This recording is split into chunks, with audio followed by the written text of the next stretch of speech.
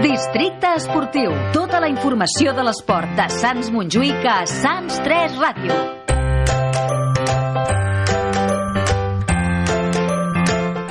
Passen 8 minuts de les 8 de vespre aquí a Sants 3 Ràdio en directe al 103.2 de l'FM i comencem parlant de la Marató de Barcelona que va tenir lloc ahir diumenge pels carrers de la ciutat i en la qual la Fundació Sant Pere Claver va tenir un paper protagonista amb un vessant molt solidari i per parlar-ne ens acompanya la Pilar Marcos, una de les protagonistes de l'experiència. Pilar, molt bon vespre. Hola, molt bon vespre. La Pilar és l'administrativa de la Fundació Sant Pere Claver que va córrer els 42 quilòmetres amb aquest objectiu solidari. Abans de començar, recordem per què corria aquesta marató, amb quin objectiu solidari la fèieu? En principi, dintre de la Fundació tenim diversos departaments, un d'ells és de la salut mental i vam buscar finalitat per recaptar diners per un dels programes de la Fundació, que és Esport Jove.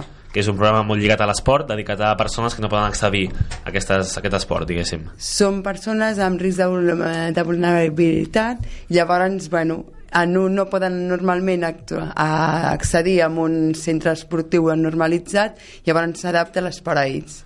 Com va anar l'experiència competitiva esportiva d'aquesta marató? Competitiva no la podem donar per competitiva. En aquest cas va ser solidària, va ser un repte per compartir amb els companys, per assolir els donatius que buscàvem i tota una festa. I com a esportista com et vas sentir durant els 42 quilòmetres? Home, jo com a esportista soc molt esportista, però aquests 42 quilòmetres no els havia fet mai. Em va empantar el repte solidari a poder aconseguir-los per fer-ho amb els companys i algun moment de duresa, però es van fer. Quan decideixes córrer una marató amb aquest objectiu solidari? Una marató era un objectiu que jo tenia però que no l'acabava de trobar-hi el punt. Va ser aquest motiu, la causa solidària i els companys els que em van empantar.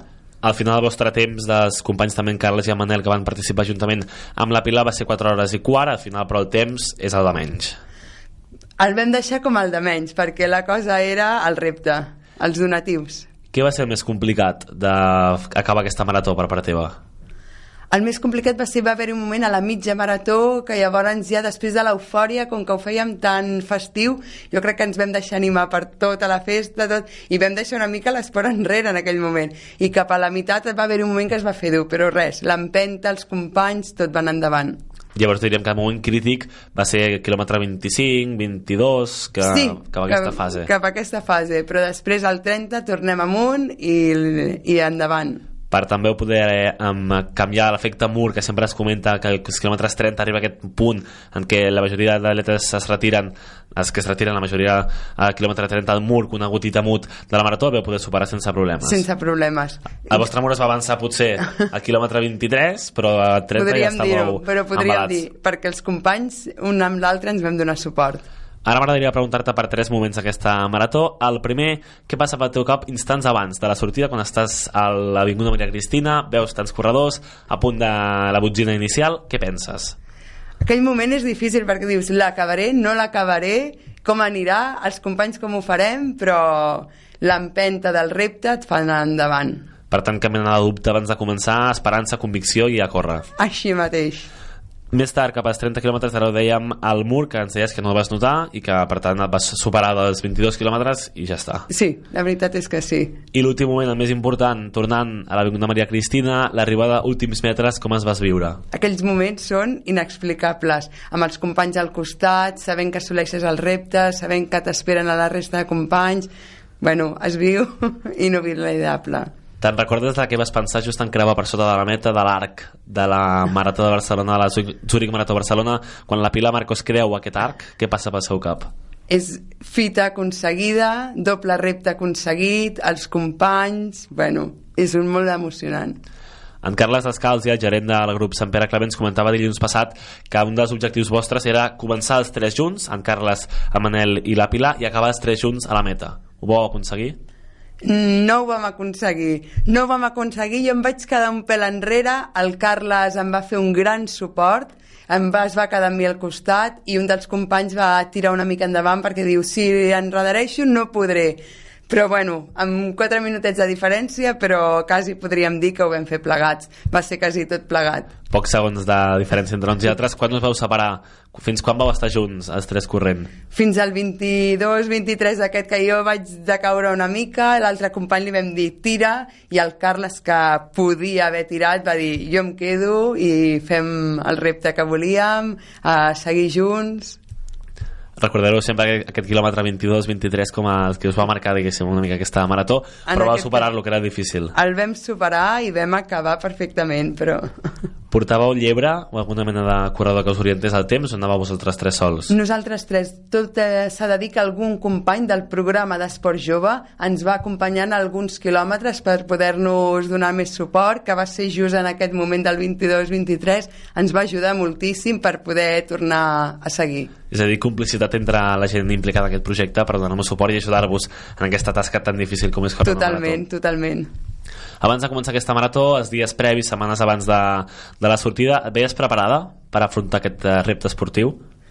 La veritat és que no és un repte que me l'he pres així de cop, vinga, anem-hi, ja fem esport, però és un repte que 2 mesos abans, 2 mesos i mig, hem preparat, clar, molt més, però sí, em veia preparada. M'imagino que són moltes setmanes d'entrenament prèvies. Com va aquest entrenament que vau haver de fer abans de la marató? Jo personalment és una persona que entreno molts quilòmetres a la setmana i així, però clar, 2 mesos i mig abans ja clar, fas una taula, prepares caps de setmana quedant els 3 per córrer junts, per anar assolint això, i clar, poses més dies a la setmana, poses més quilòmetres per poder-ho aconseguir. Què va ser el més dur de l'entrenament que vau haver de fer durant les setmanes prèvies? El més dur és això, és aquest augment de quilòmetres, aquell dia que plou, fa vent i surts igual perquè dius, el dia de la marató pot ser igual, sí. O sigui que dius cap al carrer. No hi ha excusa a l'hora d'entrenar perquè tard o d'hora arribarà la marató i hauràs d'estar preparada. I podrà ser igual de plujós, de ventós, dius, surto igual. I entrenàveu els 3 junts, ens comentaves. Entre algun cap de setmana ho vam intentar per ja anar buscant-nos el ritme conjunt, poder-ho fer. Abans d'aquesta marató, però tu ja eres corredora d'abans, ja eres una persona esportista, per tant venies amb la condició física preparada. Sí, podem dir que sí. Va dir que tenies una base potser de fons ja... Podem dir, perquè si no també és un risc que pots córrer, preparar tan poc temps, jo ja vinc preparada. De tota aquesta experiència de la Marató de Barcelona, de participar en aquesta marató, des de que vau decidir córrer fins a l'arribada a la meta ahir, amb què et quedes de tota aquesta experiència que has viscut? El que podem donar a l'equip d'Esport Jove. Em quedo amb el que podem donar pels nois, pels joves, pel que poden treure de tots aquests donatius, això em quedo. I del que et sents més orgullosa de la teva participació?